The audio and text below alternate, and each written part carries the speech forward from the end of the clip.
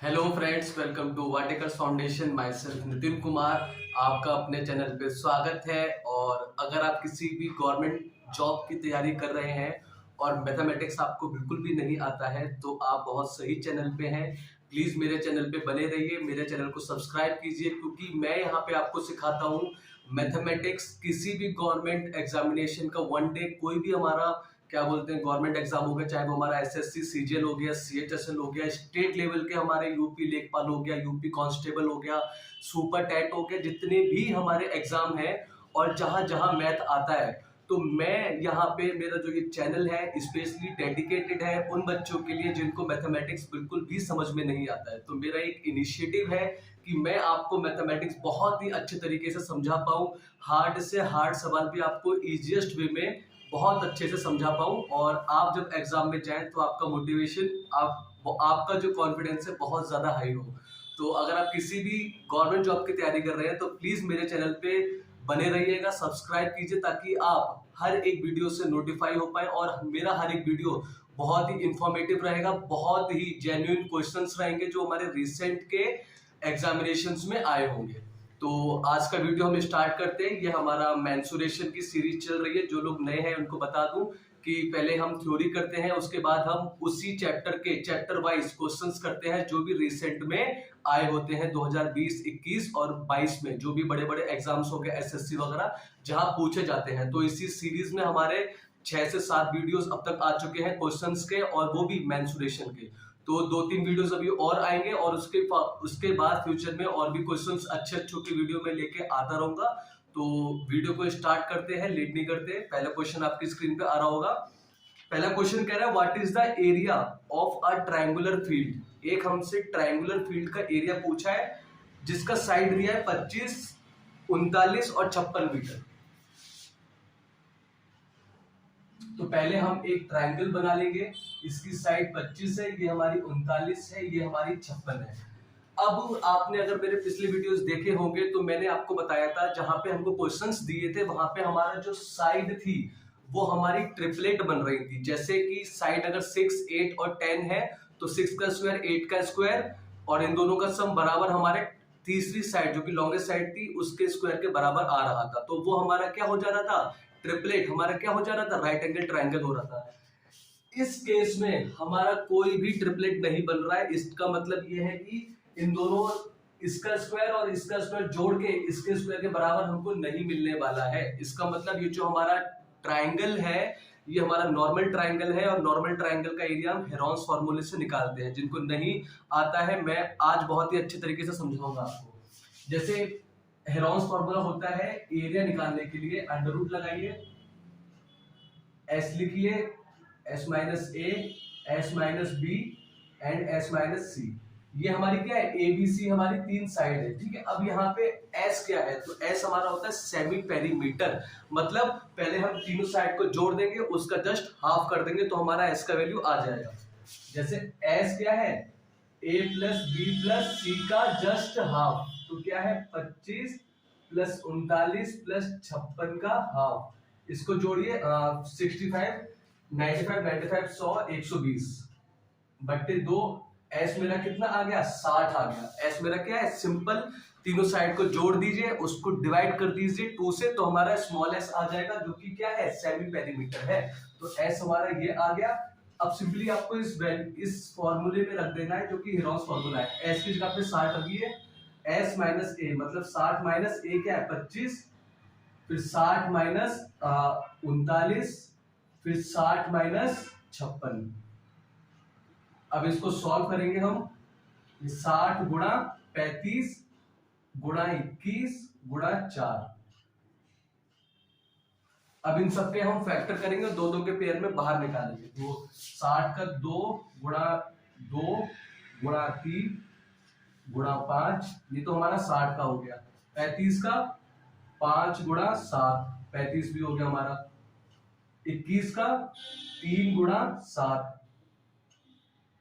और 4 का 2 गुणा 2। ये मैंने लाइन भी इसलिए खींची ताकि आप लोग कंफ्यूज ना हो, जिनको मैथ बिल्कुल भी समझ में नहीं आता उनको अच्छे से समझ में आ सके, इसलिए मैंने 60 के फैक्टर किए। ये हो गया। अब क्या करेंगे, 2 के जोड़े में, देखिए 2 का एक जोड़ा मिल गया और 2 का एक जोड़ा यहाँ मिल गया, तो 2 और 2 इसमें से एक बाहर, इसमें से एक बाहर। अब देखिए 3 एक यहाँ पे है, 3 एक यहाँ पे है, तो 3 आ जाएगा। अब 5 एक यहाँ पे है, ये जोड़ा 5 का मेरा एक है, तो एक 5 आ जाएगा। और एक 7 यहाँ पे है, और एक 7 मेरा यहाँ पे है, तो 7। इसको मल्टीप्लाई कीजिए, 2 to the 4 is 12, 5 is 60 into 7 420, और ये मीटर में दिया है सेंटीमीटर में, मीटर में दिया है, तो हमारा 420 मीटर स्क्वायर, जो कि हमारा ऑप्शन नंबर सी है, करेक्ट आंसर हो जाएगा। होप आपको समझ में आया होगा, मैंने पूरी कोशिश की आपको अच्छे तरीके से समझाने की। अगर यहीं पे हमारा ये ट्रिपलेट बन रहा होता तो हम क्या करते, वो हमारा फिर राइट एंगल ट्रायंगल हो जाता। फिर वो राइट एंगल ट्रायंगल में सिंपल एरिया का फॉर्मूला क्या होता है, हाफ बेस इनटू हाइट। तो यहाँ पे हमारा ये राइट एंगल ट्रायंगल नहीं बन रहा था, ये हमारा नॉर्मल ट्रायंगल था, तो हमने हेरॉन्स फॉर्मूला से, मैं लिख दे रहा हूँ यहाँ पे, हेरॉन्स फॉर्मूला से हमने ये इसका एरिया निकाल लिया। तो जब भी अगर आप कैसे भी निकाल सकते हैं, बहुत ही अच्छा फॉर्मूला है ट्रायंगल का। अगर एरिया पूछेगा, सिर्फ आपको ध्यान रखना है, पहले आपको एस निकालना है, फिर आपको इस फॉर्मूले में रख के फैक्टर करके स्क्वायर रूट से बाहर चीजें निकालनी है और हमारा आंसर आ जाएगा। ठीक है, तो अब मूव करते हैं सेकंड क्वेश्चन पे। आपकी स्क्रीन पे सेकंड क्वेश्चन आ रहा होगा, उसको देखिए।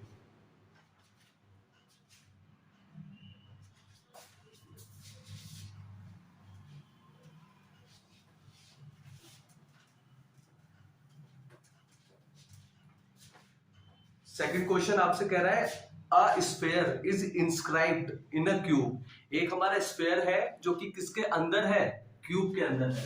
तो पहले हम फिगर बनाएंगे, ये हम पहले बना रहे हैं क्यूब,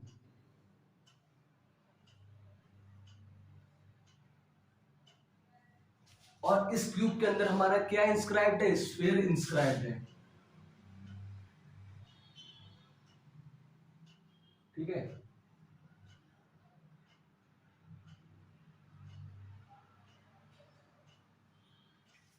इस क्यूब के अंदर हमारा स्फीयर इंस्क्राइब्ड है। अब हमसे कह रहा है कि what is the ratio of the volume of cube to the volume of sphere. तो हमसे रेशियो पूछा है किसका, वॉल्यूम ऑफ क्यूब का to the volume of sphere. आपको एक घन दिया हुआ है, उसके अंदर हमारा क्या है, स्फीयर इंस्क्राइब्ड है, और हमसे अनुपात पूछा है किसका, इसके आयतन का, क्यूब के और स्फीयर के, जो कि बॉल है उसके आयतन का अनुपात हमसे पूछा है। ठीक है, स्फीयर हमारा सॉलिड स्फीयर है। तो अब यहाँ पे क्या है, यहाँ पे एक सबसे बड़ा खेल है, देखिए क्यूब है, इसको आप मान लीजिए ए, क्योंकि क्यूब की विशेषता क्या होती है, जो हमारी जितनी भी साइड होती है सारी साइड बराबर होती है। तो वॉल्यूम ऑफ क्यूब क्या हो जाएगा, सिंपल हमारा साइड का क्यूब होता है, मैं यहाँ पे लिख रहा हूँ साइड का क्यूब होता है। और वॉल्यूम ऑफ स्फीयर क्या होता है, 4/3 पाई आर क्यूब। तो हम पहले यहां लिख देंगे 4/3 पाई आर क्यूब। अब क्या है, हमने क्यूब की साइड मान ली है ए, तो इसका वॉल्यूम क्या हो जाएगा, सिंपल ए का क्यूब, क्योंकि हमने ए मान ली है, ए हमारी साइड है, तो हमारा साइड का क्यूब क्या हो जाएगा, वॉल्यूम ऑफ क्यूब हो जाएगा। अब हमसे 4/3 पाई, ठीक है, और अब हमें चाहिए आर, आर हमें चाहिए। तो इसका आर कैसे निकलेगा, जब भी इस तरह का क्वेश्चन आए, जब भी इस तरह का क्वेश्चन आए, तो उस केस में अगर हमारा स्फीयर इंस्क्राइब्ड है क्यूब के अंदर, तो उस केस में जो ये हमारी साइड है, ये हमारा स्फीयर का सेंटर है, और ये हमारी अगर साइड ए है, तो यहां से लेके यहां तक जो हमारा रेडियस है, ये क्या हो जाएगा, सिंपल साइड का आधा। क्या हो जाएगा, सिंपल साइड का आधा। ये मेरी साइड पूरी ए है, और ये सेंटर है मेरा स्फीयर का, और यहां से यहां तक मेरा रेडियस है, तो रेडियस क्या होगा, जितना यहाँ पे होगा उतने ही मेरा यहाँ पे होगा। तो मेरी पूरी साइड क्या हो जाएगी, ए, और जस्ट साइड का हाफ क्या हो जाएगा, मेरा स्फीयर का रेडियस। तो मेरा रेडियस क्या आ गया, जस्ट मेरा साइड का हाफ। ठीक है, क्या आ गया, साइड का हाफ आ गया। यहाँ पे रख दीजिए a/2 का क्यूब। अब सिर्फ आपको कैलकुलेट करना है a क्यूब, ये 3 है, ये ऊपर पहुंच जाएगा, और नीचे क्या हो जाएगा 4 × 22/7, ये 7 भी हमारा ऊपर पहुंच जाएगा, और इंटू a क्यूब नीचे आएगा 8, ये भी हमारा ऊपर पहुंच जाएगा। देखिए कैसे किया है, मैं समझा दे रहा हूँ। a क्यूब था, a क्यूब हमारा ऐसे था, ये 3 है, तो 3 उठ के कहाँ जाएगा, क्योंकि अपॉन के बाद ये हमारा फ्रैक्शन में है, तो जो सबसे लास्ट वाला होता है वो हमारा ऊपर जाके मल्टीप्लाई हो जाता है, तो ये 3 मेरा ऊपर जाके मल्टीप्लाई हो गया। यहाँ से पाई की वैल्यू क्या होती है, 22/7, तो यहाँ पे जो बट्टे में 7 आएगा वो भी मेरा ऊपर चला जाएगा, और यहाँ से जो मल्टीप्लाई करके ब्रैकेट ओपन करके आएगा ए क्यूब बट्टे 8, वो 8 भी ऊपर चला जाएगा। अब क्या करना है, सिर्फ हमको काटा पीटी करनी है, काटा पीटी करनी है। देखिए ए क्यूब से तो ए क्यूब मेरा कट गया। अच्छा, ऑप्शन में हमारा पाई है तो हम पाई की वैल्यू नहीं रखेंगे, ठीक है। मैंने देखा नहीं था, ऑप्शन में हमारा पाई है तो हम पाई की वैल्यू नहीं रखेंगे, ठीक है, पाई के टर्म्स में ही निकालेंगे। तो ये ए क्यूब 3 ऊपर चला जाएगा और यहां से 8 ऊपर चला जाएगा और नीचे क्या बचेगा 4 गुणा पाई गुणा ए क्यूब। ए क्यूब से ए क्यूब कट जाएगा, हमको पाई के टर्म्स में रेशियो निकालना है। अब क्या बचेगा ऊपर, ये 4 दूनी 8, तो क्या बचा 6 बट्टे पाई। देखिए ये हमारा ऑप्शन में है, तो हाँ ऑप्शन नंबर ए हमारा क्या हो जाएगा, करेक्ट आंसर हो जाएगा, जो कि क्या है 6:पाई। ठीक है, तो हमको पाई के टर्म्स में ही निकालना था, तो पाई की हमको वैल्यू नहीं रखनी थी। ठीक है, तो पाई को हमने ऐसे ही छोड़ दिया। बाकी हमने सबको जब हमने सिंप्लीफाई किया तो हमारा ये 4 से 8 कट गया 2 बार, ए क्यूब से टोटल ए क्यूब, तो 3 दूनी 6 और नीचे मेरा बचा पाई। बहुत अच्छा क्वेश्चन था। इस वाले केसेस में जब भी आपको पूछेगा और डायमीटर में अगर आप कंफ्यूज हो जाए रेडियस ऑफ स्फीयर निकालने में, तो आप सिंपल जो इसकी साइड है क्यूब की जो भी आपने मानी है उसका आप आधा कर दीजिए, तो हमारा क्या हो जाएगा, वो स्फीयर का रेडियस हो जाएगा। होप आपको समझ में आया होगा। और अगर आपने मेरे चैनल को अभी तक सब्सक्राइब नहीं किया तो प्लीज सब्सक्राइब कीजिए, ताकि आपका भाई और भी बहुत अच्छे क्वेश्चंस आपके लिए लेके आ सके और मोटिवेट रह पाए। ठीक है, तो प्लीज सब्सक्राइब कीजिए। माइक्रो सेकंड का काम है, कोई बहुत बड़ा काम नहीं है। मैं इतनी मेहनत कर रहा हूँ आप लोग के लिए, तो आपका भी फर्ज बनता है कि मेरे को सपोर्ट करने के लिए लाइक और सब्सक्राइब का बटन जरूर दबाएं। ठीक है, अब आपकी स्क्रीन पे तीसरा क्वेश्चन आ रहा होगा, उसको देखिए।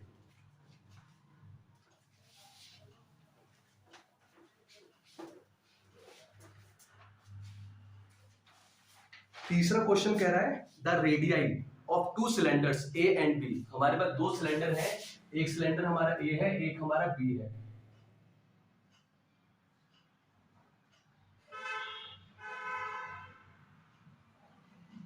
ठीक है, हमारे पास 2 सिलेंडर है, तो कह रहा है उनके रेडियाई क्या है, of 2 cylinders A and B are in the ratio.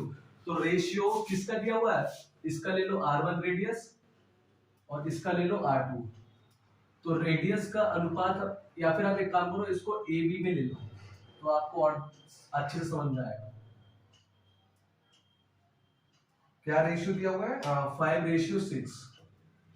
ठीक है, तो आपको 2 सिलेंडर का रेडियस का रेशियो दिया हुआ है, और क्या दिया हुआ है आपको, उनके हाइट का भी रेशियो दिया, जो कि 7:4 है। तो हाइट ऑफ ए अनुपात हाइट ऑफ बी कितना है, 7:4। अब आपसे पूछा है इनके कर्व सरफेस एरिया का रेशियो निकालें, वो भी किसका, of cylinder B to that of A. तो CSA ऑफ बी ऊपर आएगा। हमसे क्या पूछा है, CSA of B to that of CSA of A, हमसे ये रेशियो पूछा है। तो देखिए आपको पहले कर्व सरफेस एरिया का फॉर्मूला पता होना चाहिए। सिलेंडर का क्या होता है, 2πRH। कर्व सरफेस क्या होता है, घुमावदार पृष्ठ क्षेत्रफल। तो उसमें क्या करते हैं हम, सर्कुलर एंड के एरिया को काउंट नहीं करते हैं, जो घुमावदार पोर्शन होता है सिर्फ हम उसी को लेते हैं। तो CSA सिलेंडर का क्या हो जाएगा, 2πRH। तो आपको पता है ये क्या है, 2πRH हमारा क्या होता है, CSA का फॉर्मूला होता है। अब देखिए ये 2 और पाई मैं यहाँ पे लिख दे रहा हूँ आपको समझाने के लिए। 2 पाई यहाँ पे R ऑफ A और यहाँ पे H ऑफ A, मतलब B। ऊपर मेरा B है और नीचे मेरा क्या है, 2 पाई R of A H of A। ठीक है, 2 पाई से 2 पाई कट जाएगा। तो जब भी हमसे रेशियो पूछेगा CSA का, वॉल्यूम का, तो पाई वाई को जो हमारे कांस्टेंट टर्म होते हैं 2 और ये जो पाई है, और वॉल्यूम के केस में पाई R²H, तो वहां पे पाई जब भी रेशियो पूछेगा तो उसको वैल्यू मत रखिए, क्योंकि वो हमारे कैंसिल आउट होंगे। अब देखिए यहाँ क्या बचा, R ऑफ B। तो R ऑफ B क्या है, R ऑफ A क्या है 5x, R ऑफ B क्या है हमारा 6x, x लगा लीजिए। और H ऑफ A क्या है 7 है, और H ऑफ B क्या है 4x। सिंपल यहाँ पे आप रख दीजिए। तो R ऑफ B क्या है 6x into H of B क्या है 4x, और R ऑफ A क्या है 5x into H of A क्या है 7x। x स्क्वायर, ये पूरा चारों कट जाएंगे आपस में, क्या बचेगा 6 चौके 24, 5 सत्ते 35। तो ये हमारा फाइनल आंसर आ जाएगा। बहुत ही अच्छा क्वेश्चन था, एसएससी ने पूछा हुआ है रिसेंट में। बड़ा ही इससे अच्छा क्वेश्चन और इससे आसान क्वेश्चन क्या होगा, फ्री का नंबर दिया उसने, फ्री का। अगर फॉर्मूला याद नहीं है तो वो फ्री का नंबर नहीं है, अगर फॉर्मूला याद है तो ये फ्री का नंबर था। ठीक है, तो क्या कर सकते हैं हम, ये सिंपल हमको रेशियो दिया हुआ था, आप सिंपल यहाँ पे रखिए और कैलकुलेट करके आंसर निकाल दीजिए। और जैसे कि हमको ये दिया था, अभी मैं एक चीज यहाँ पे समझाऊं, जैसे वो मैंने समझा दिया आपको कि पाई बाई का वैल्यू नहीं रखना है, सिंपल जो भी हमको दिया हुआ है आर और एच का मल्टीप्लाई होना था और r a of h of a का मल्टीप्लाई होना था, तो हमारा रेशियो निकल जाना था। ठीक है, अच्छा क्वेश्चन था, फ्री का था। और अब मूव करते हैं फोर्थ क्वेश्चन पे, जो कि खोपड़ी घुमा देने वाला क्वेश्चन है तो आसान, बहुत आसान है, पर उसकी अभी कैलकुलेशन देखिएगा। ठीक है, तो फोर्थ क्वेश्चन आपकी स्क्रीन पे आ रहा होगा, उसको देखिए।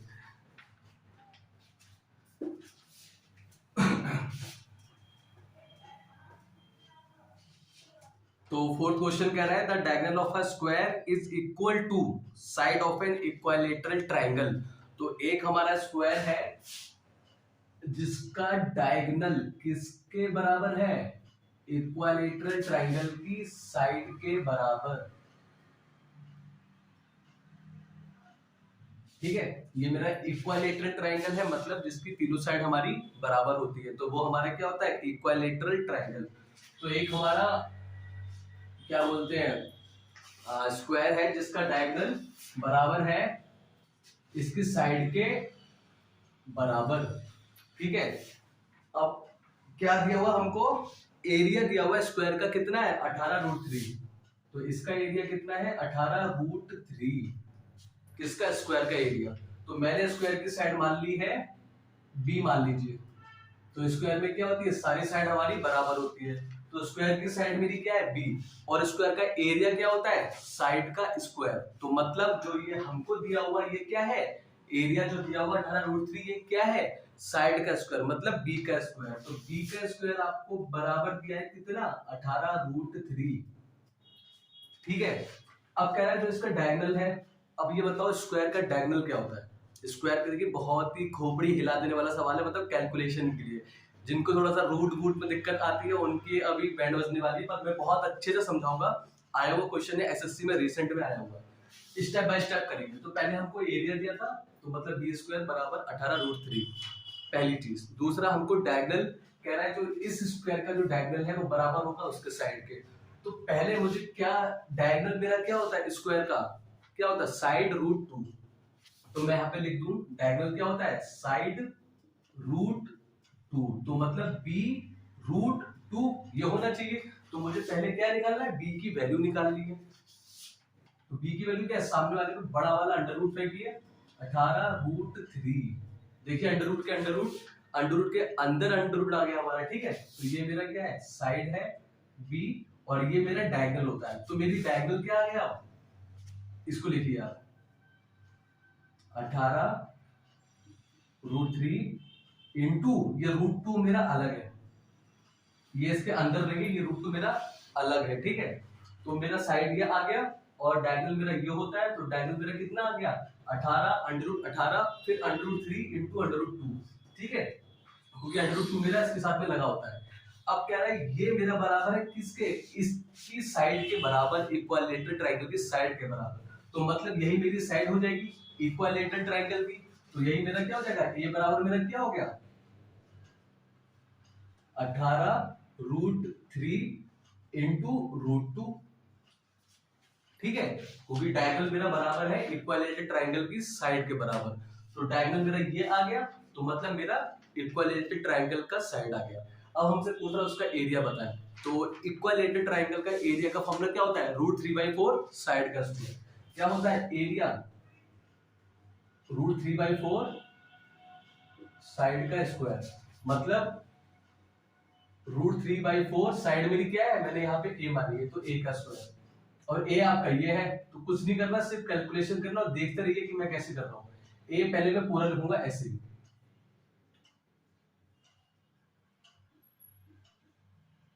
और ये √2 मेरा बाहर है, अब इसका स्क्वायर होगा पूरा। ठीक है, अब देखिए मैं कैसे कर रहा हूँ, √3/4 इंटू रूट का, जब स्क्वायर होता है तो क्या होता है, रूट हट जाता है। जैसे मेरा अगर x है और यही मेरा रूट x का मेरा स्क्वायर हो गया, तो मेरा क्या मिल जाता है, मुझे x मिल जाता है। या फिर रूट x का स्क्वायर जब होगा तो मुझे क्या मिलेगा, सिंपल x मिलेगा। तो ये मेरा क्या है, दो बार मल्टीप्लाई में है, मैं इसको अलग अलग लिख रहा हूँ, ठीक है, ताकि आपको अच्छे से समझा पाऊं। इस पे स्क्वायर है इंटू रूट 2 पे स्क्वायर है, ठीक है, रूट 2 पे स्क्वायर है। अब क्या होगा हमारा, रूट 3/4 लिखिए, इसको दो बार लिखिए, जब ये दो बार होगा तो मल्टीप्लाई होके मिलेगा क्या, सिंपल 18 रूट 3, क्योंकि मैंने यही चीज अभी समझाई है, रूट एक्स की गुणा होगी रूट एक्स के साथ, तो क्या मिलता है हमको, एक्स मिलता है। तो सिंपल रूट 18 रूट 3 की मल्टीप्लाई होगी रूट 18 रूट 3 के साथ, तो क्या मिलेगा 18 रूट 3, ठीक है। और रूट 2 की मल्टीप्लाई रूट 2 के साथ है तो क्या मिलता है, वही नंबर, रूट 2 की मल्टीप्लाई रूट 2 के साथ तो क्या मिलेगा, 2 मिलेगा हमें, ठीक है। होप समझ में आया होगा। इसका स्क्वायर मैंने दो पार्ट्स में तोड़ लिया, इसका स्क्वायर लिखा इनटू इसका स्क्वायर, ठीक है, तो मैंने दो पार्ट्स में तोड़ लिया। अब मैंने बताया रूट के अंदर जो भी होगा और रूट के अंदर वही सेम नंबर है, तो क्या मिल जाता है, वही सेम नंबर। तो ये बड़ा वाला रूट हट जाएगा, जब स्क्वायर हम करेंगे तो क्या मिलेगा, जो यही सेम नंबर है हमको यही मिल जाएगा, ठीक है। और रूट 2 इंटू रूट 2 होगा। अब दो से इसको काटिए, अब देखिए ये रूट 3 है और ये रूट 3 है, और रूट 3 सेम चीज क्या है, root x into root x क्या मिल जाता है, एक्स मिल जाता है। तो रूट 3 इंटू रूट 3 क्या मिलेगा, 3। तो ये क्या हो जाएगा, 18 इंटू 3 इंटू 2 अपॉन 4। अच्छा क्वेश्चन है, सिर्फ कैलकुलेशन है। अब देखिए 2 दूनी 4, 2 निम 18, तो ये क्या मिल गया हमको, 27 मिल गया। 27 ये सेंटीमीटर के इसमें ये स्क्वायर सेंटीमीटर, हाँ 27 सेंटीमीटर स्क्वायर। बहुत ही अच्छा क्वेश्चन था, आपका ऑप्शन नंबर डी इसमें करेक्ट आंसर हो जाएगा, ठीक है। सिर्फ कैलकुलेशन करनी थी, और रूट 3 इंटू रूट 3 मेरा क्या हो गया, 3 हो गया, ठीक है। कैलकुलेशन करके काटा पीटी करके 2 दूनी 4, 2 निम 18, 27 सेंटीमीटर स्क्वायर। मैंने आपसे कहा था आपकी खोपड़ी हिलने वाली, तो देखिए खोपड़ी जिसको नहीं रूट वूट समझ में आता तो क्या उसको थोड़ा सा ये चीजें कॉम्प्लिकेटेड लगी होगी, पर मैंने पूरी कोशिश की अच्छे से समझाने की, और हमारा आंसर 27 सेंटीमीटर स्क्वायर आ गया। तो अभी तक आपने मेरे चैनल को सब्सक्राइब नहीं किया तो प्लीज सब्सक्राइब कीजिए। टिपिकल से टिपिकल क्वेश्चन आपको बहुत अच्छे से समझाने वाला हूँ, बहुत अच्छे से, ताकि आपको पूरा पूरा समझ में आएगा। तो अपने भाई को सपोर्ट करने के लिए प्लीज सब्सक्राइब का बटन दबाइए और लाइक का बटन दबाइए, और बिना सब्सक्राइब किए मत जाइएगा अगर आप पहली बार मेरे चैनल पे आए हैं तो प्लीज, ये आपसे रिक्वेस्ट है। अब आपकी स्क्रीन पे फिर क्वेश्चन आ रहा होगा, उसको देखिए।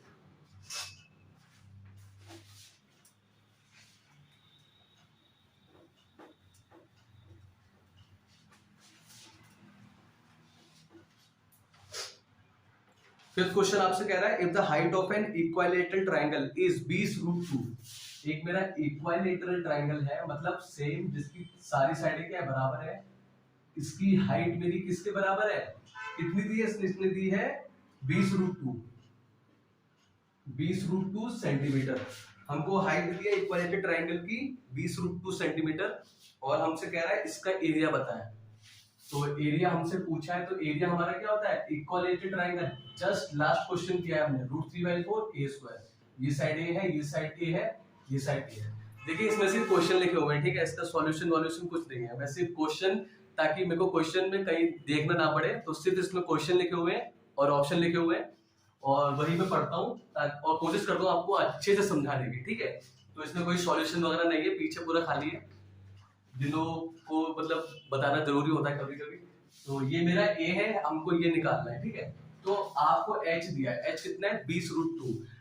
अभी अगर आपको इक्विलैटरल ट्रायंगल के फॉर्मूलेस पता होंगे, जैसे एरिया का तो पता है, अभी मैंने आपको बताया रूट 3/4 ए स्क्वायर।